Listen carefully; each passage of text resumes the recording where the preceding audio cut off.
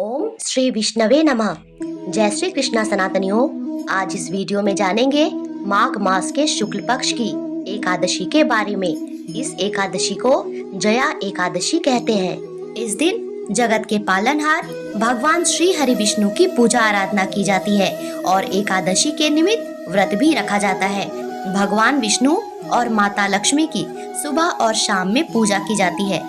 तो आज की इस वीडियो में आप जानेंगे कि एकादशी का शुभ मुहूर्त क्या है। इस एकादशी पर पूरे दिन ही भद्रा का वास है, तो पूजा कब करनी है, एकादशी में दान कब और क्या करें, पारण कब और कैसे करना है, तो बने रहेंगे वीडियो के अंत तक। और एकादशी के दिन आपको हमारे चैनल पर एकादशी व्रत कथा भी सुनाई जाएगी, तो चैनल को सब्सक्राइब करना मत भूलिएगा। तो चलिए जानते हैं इस वर्ष 2025 में जया एकादशी कब मनाई जाएगी। वैदिक पंचांग के अनुसार माघ महीने के शुक्ल पक्ष की एकादशी तिथि 7 फरवरी शुक्रवार को रात में 8:26 पर शुरू होगी। वहीं इसका समापन 8 फरवरी शनिवार को रात 8:15 पर समाप्त होगा। उदया तिथि के अनुसार इस वर्ष जया एकादशी का व्रत 8 फरवरी शनिवार को रखा जाएगा। अब बात करते हैं इस दिन के शुभ मुहूर्त के बारे में। फिर बात करेंगे दान कब और कैसे करें, क्योंकि एकादशी का व्रत बिना दान के पूर्ण ही नहीं माना जाता। और उसके बाद पारण की विधि भी जानेंगे। तो 8 फरवरी शनिवार को ब्रह्म मुहूर्त होगा सुबह 5:21 से 6:13 तक और सूर्योदय होगा सुबह 7:07 में। इसी के साथ इस दिन सुबह में एकादशी पूजा का शुभ मुहूर्त रहेगा सुबह के 6:15 से 7:30 तक। अमृत काल रहने वाला है सुबह के 9:31 से 11:05 तक और अभिजीत मुहूर्त रहेगा दोपहर के 12:13 से 12:57 तक। और इस दिन राहु काल का समय रहेगा सुबह के 9:50 से 11:13 तक और इस दिन सूर्यास्त होगा शाम के 6:14 पर। इस बार एकादशी में पूरे दिन ही भद्रा रहने वाला है। भद्रा का मुहूर्त सुबह 8:48 से लेकर रात के 8:15 तक रहने वाला है, लेकिन इस दिन स्वर्ग की भद्रा लग रही है, इसीलिए इसका कोई भी दुष्प्रभाव पृथ्वी पर नहीं होगा।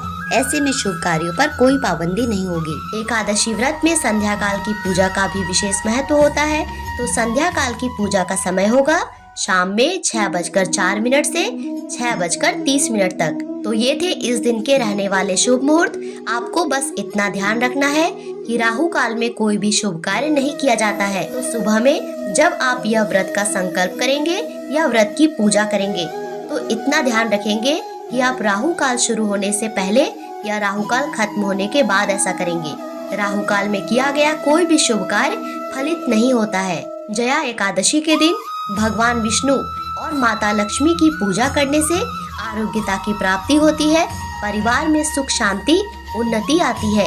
ऐसी मान्यता है कि इस व्रत के प्रभाव से व्यक्ति को सभी पापों से मुक्ति मिलती है और अंत में वैकुंठ धाम की प्राप्ति होती है। अब बात करते हैं जया एकादशी में दान कब और कैसे करें। एकादशी का व्रत दान के बिना पूर्ण ही नहीं माना जाता है, इसीलिए एकादशी के दूसरे दिन यानी कि द्वादशी के दिन व्रत पारण करने से पहले दान करना अति आवश्यक होता है। दान करने से ही एकादशी व्रत का पूर्ण फल प्राप्त होता है। इस संदर्भ में षटतिला एकादशी जो माघ मास के कृष्ण पक्ष में आई थी, इससे जुड़ी एक कथा भी थी जो आपने हमारे चैनल पे जरूर सुना होगा। एक बूढ़ी माई थी जिसने हर एकादशी का व्रत किया था, लेकिन उसने कभी कोई दान नहीं किया था।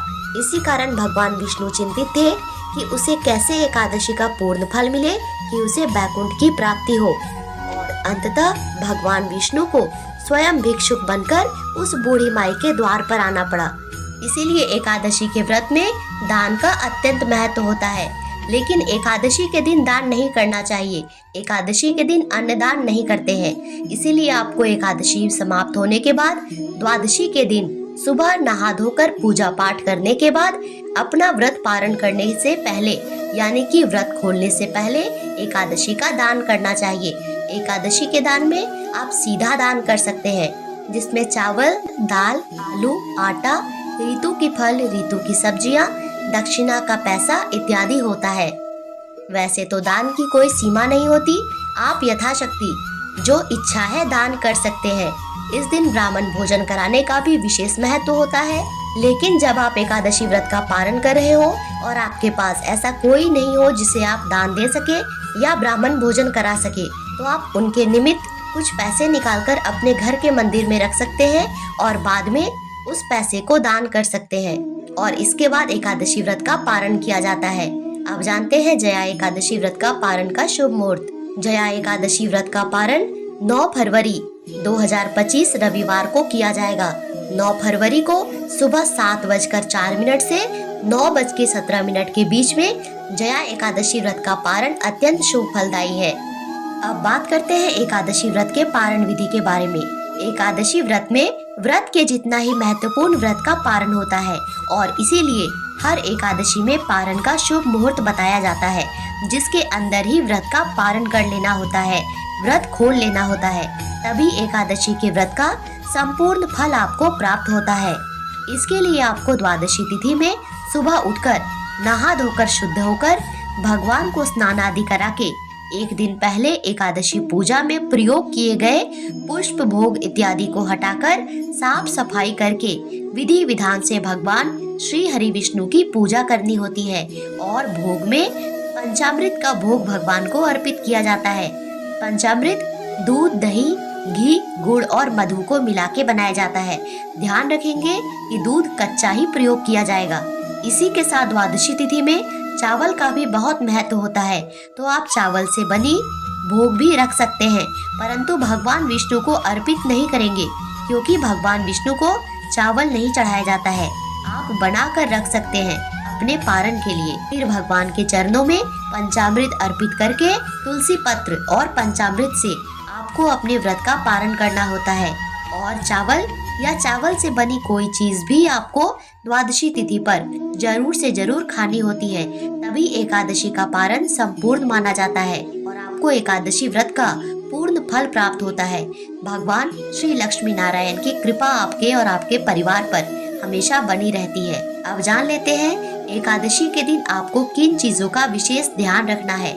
आपको एकादशी के दिन भगवान विष्णु को 11 तुलसी पत्र अवश्य अर्पित करने होते हैं, परंतु एकादशी को तुलसी स्पर्श भी नहीं की जाती, ना ही तुलसी में जल दिया जाता है। इसीलिए एकादशी से एक दिन पूर्व दशमी को ही तुलसी पत्र तोड़ कर रख लेने होते हैं। फिर भगवान विष्णु को एकादशी के दिन पीली चीजें ज्यादा अर्पित करें, जैसे पीले वस्त्र, पीले फूल, पीली मिठाई इत्यादि, क्योंकि भगवान विष्णु को पीला रंग विशेष पसंद होता है और आपको भी एकादशी के दिन स्वयं भी पीला वस्त्र धारण करना चाहिए। भगवान विष्णु और माँ लक्ष्मी को शंख अत्यधिक प्रिय होते हैं, इसीलिए एकादशी के दिन भगवान विष्णु और माँ लक्ष्मी का शंख से अभिषेक जरूर कराएं। शंख में जल, हल्दी, केसर, अष्टगंध, इत्र इत्यादि मिलाकर ओम नमो भगवते लक्ष्मी नारायणाय नमः ऐसा बोलते हुए पूरे शंख के जल को थोड़ा थोड़ा करके 3 बार में भगवान को अर्पित करें और थोड़ा जल उसी शंख में बचा लें। उस जल को अपने ऊपर और अपने परिवार के सभी सदस्यों के ऊपर छिड़के आपके घर में कभी धन वैभव की कमी नहीं होगी, कभी नकारात्मक शक्ति आपके घर में प्रवेश नहीं कर पाएगी। इसी के साथ एकादशी के दिन लड़ाई झगड़ा, कलह क्लेश इनसे बचना चाहिए। झूठ बोलना, दूसरों की निंदा करना या किसी का अपमान इस दिन नहीं करना चाहिए। एकादशी के दिन गाय को चने की दाल और गुड़ जरूर खाने को दे।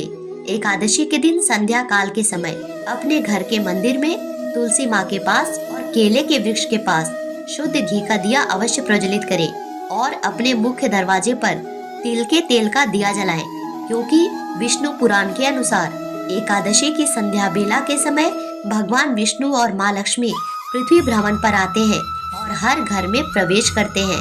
इसीलिए एकादशी पर दिए अवश्य प्रज्वलित करें। पूरा दिन राधे राधे, राधे कृष्ण, श्री हरि का जाप करते रहें। इससे आपको भगवान के समीप होने का एहसास मिलेगा, आपकी आत्मा तृप्त होगी, मन निर्मल रहेगा। आशा करती हूँ यह वीडियो आपके लिए उपयोगी रही होगी। ऐसी जानकारी समय से पहले पाने के लिए मेरे चैनल को सब्सक्राइब करना और वीडियो को लाइक करना मत भूलिएगा। Thank you so much for watching. Radhe Radhe.